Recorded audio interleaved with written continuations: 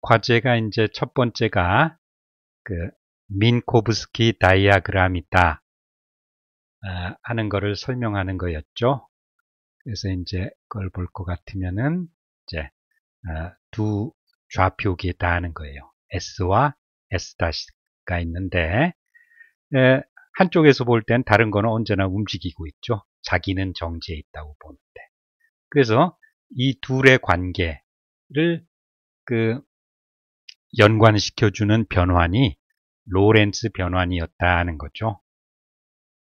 그래서 이제 이런 각각의 xt와 x-t-가 이 로렌츠 변환이다 하는 걸로 연결이 되고, 이제 그것을 갖다가 이제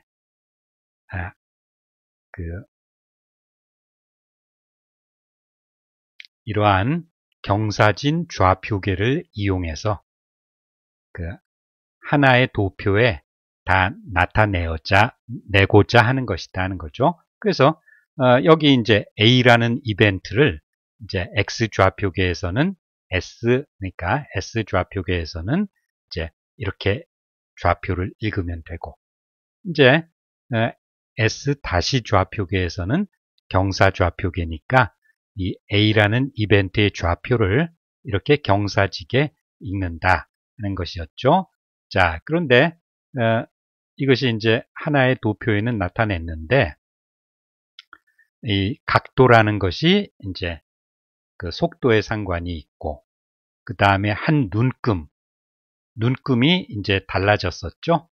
그래서 이제 그것이 이제 그 한 눈금의 크기가 이 각도 델타의 탄젠트 델타는 C분의 V였다. V라는 것이 두 좌표계의 상대 속도. 그 다음에 한 눈금이 이것이 이제 이렇게 차이가 났었죠. 그게 L배만큼. 근데 이제 또 속도하고 이렇게 상관이 있다는 거예요. 그래서 이제 우리가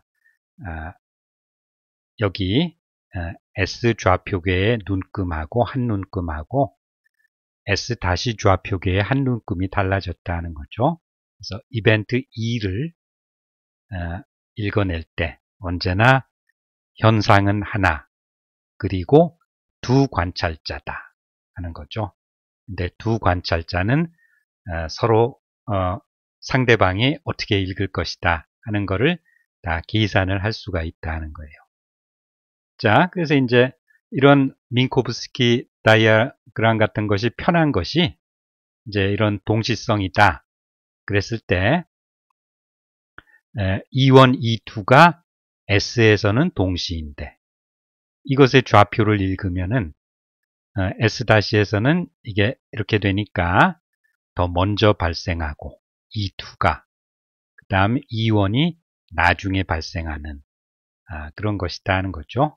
그래서 이제 로렌츠 변환으로 정량적인 계산은 하는데 이런 도표를 이용하면은 이제 이렇게 어떤 더 설명이 좀 더 용이하다는 거죠. 그렇지만은 정량적 계산을 하려면 로렌츠 변환을 쓰는 것이다 하는 거예요. 자, 그것이 이제 민코브스키 다이어그램이었고, 자, 그 다음에 우리가 물고기 문제가 있었죠. 자, 그래서 물고기가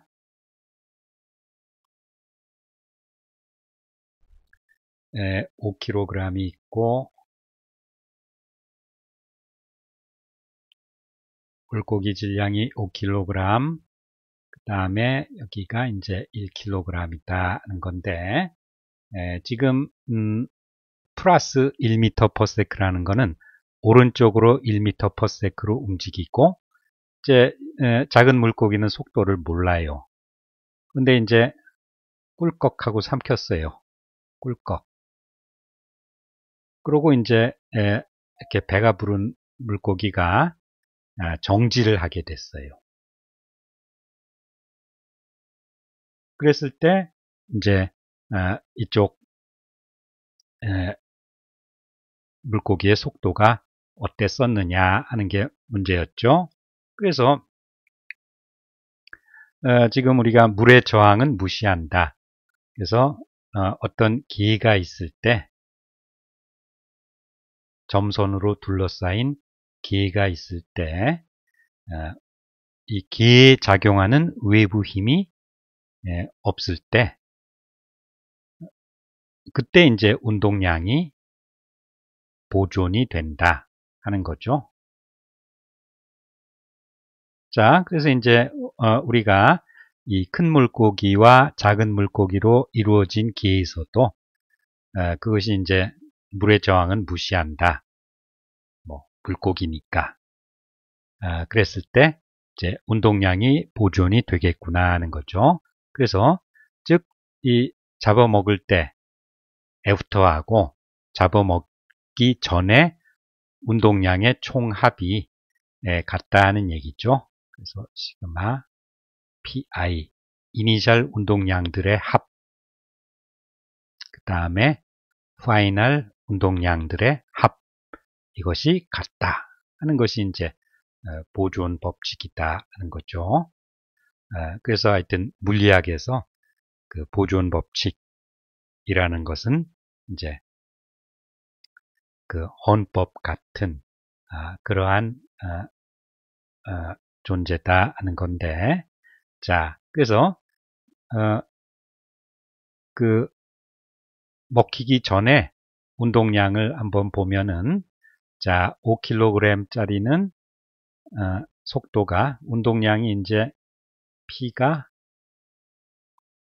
질량 곱하기 속도다 하는 거니까 5kg 곱하기 1m/s, 그 다음에 더하기 작은 물고기는 1kg의 속도는 모르니까 V라 그러고, 그 다음에 먹고 나서는 이게 전체 질량은 6kg인데 정지하고 있으니까 운동량이 0이다 하는 거죠.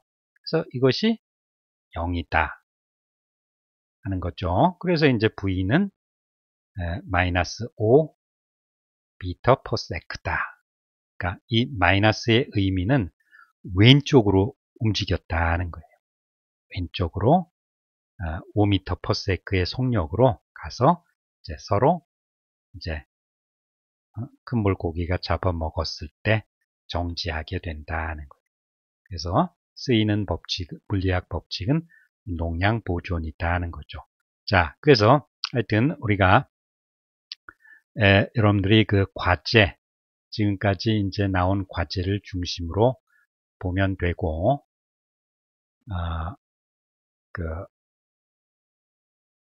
우리가 구글 문서를 한번 보면은 이제 자, 이제 이렇게 움직인다 하는 거고, 자, 우리가 처음에 이제 두 관성계에서 물리 현상이 같다, 즉 물리학의 법칙이 같다 하는 상대성 원리다 하는 거죠.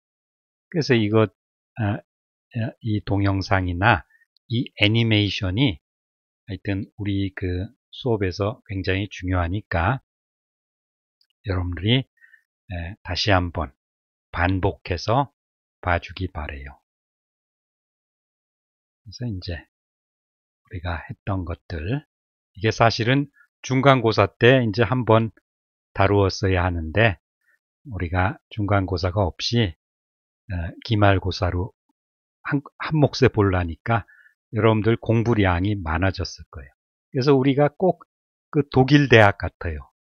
독일 대학에서는 언어 수업 그런 거는 빼고 출석 안 부른다 그러죠. 그러고 한 학기에 한 번 시험을 본다고 그래요.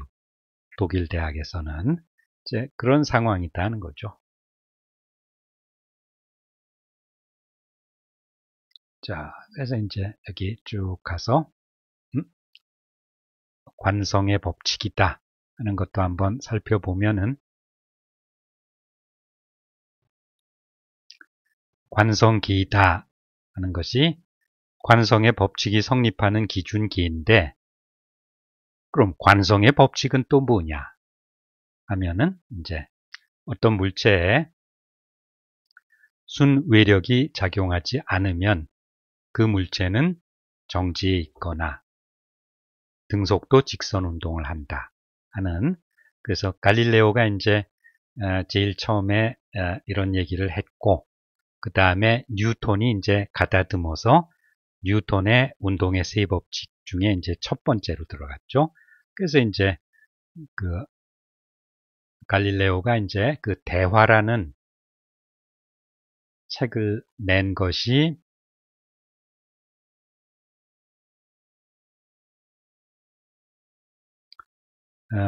1632년이니까 이제 우리가 그 전에 이미 갈릴레오가 그런 관성의 법칙을 생각했겠지만 일단 책으로 출판된 해는 이렇고, 그 다음에 뉴턴의 프린키피아가 87년, 그렇고 이제 결국 이제 1905년에 그 아인슈타인이다 하는 거죠. 그래서 우리가 하여튼 물리학의 한 그 300년의 어떤 그 결과가 E는 MC 자승이다 하는 거였는데,